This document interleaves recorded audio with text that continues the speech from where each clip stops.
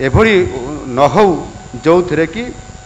आमे तांको सम्मान टीए देवा नहीं बसवाई चौकी टीए देवा नहीं एवं आमे निज सीट रू भी उठा नहीं मु निजे अनुभव करी मु निजे जड़े विरोधी दल मुख्य सचेतक हिसाब रे विरोध नेता हिसाब रे जाइछि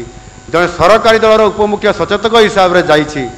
साधारणतः भाव में वीडियो माने मध्य निज सीट रू उठती ना सम्मान बा उपयुक्त ये कथा को पालन भी करती ना एमती अनेक उपलब्ध मोर भी मन अच्छी एणु आमे यहाँ किभली भाव में कार्यकारी करा विभागीय मुख्य शासन सचिव समस्त विभागीय उच्चपदस्थ अधिकारी मानक मु निश्चित भाव में कहबी एथिरे आपण माने यहाँ संशोधन करिवार एवं सेमानकु ठीक भाव में से उपयुक्त सम्मान प्रदर्शन करंतु सम्मान दियंतु कथा कहबार आवश्यकता अछि उदाहरण देले बहुत कष्ट हम आपण मानकु थरे जने जिलापाल मो केन्दुझर जिले में कही जड़े मंत्री जाइए मंत्री बसी केंद्र कैबिनेट मंत्री बसी राज्यर जड़े मंत्री बसी आलोचना परिप्रेक्षी में जिलापाल से डेरी रे पहुँचवा कारण एवं आउ कौन तांकर व्यक्तिगत अच्छी मुझे जानी ना सी केंद्र मंत्री को नमस्कार करले किंतु राज्यर थिबा मंत्री को से तांको कौन प्रकार यथोचित सम्मान भी देले नहीं एवं जितेबाला से जानिले जे केंद्र मंत्री सांगे जड़े राज्यर मंत्री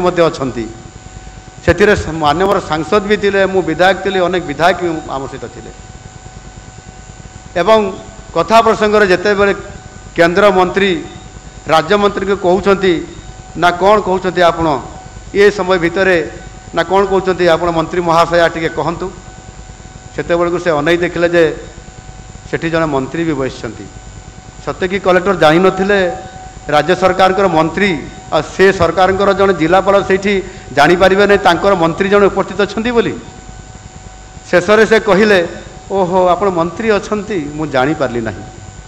तापर भी क्षमा भी मागिले ना कि नमस्कार भी कले ना ये न हो आम ताकू यथोचित सम्मान देवारे आमर एत कुंठाबोध कहीं से प्रकार आमर गर्व कहीं ये न रहा कथा मु आपण मान को अनुरोध करी आपण मान कहारी गर्व न थई पारे किंतु आमे ताकू किभली भाव में समाधान करवा ये सूत्र मध्य आम रहिबा दरकार आपण जानिथिबे सेही मंत्री होउचंते आज दिन में भारत वर्षर प्रथम नागरिक महामहिम आमर राष्ट्रपति श्रीमती द्रौपदी मुर्मू महाशया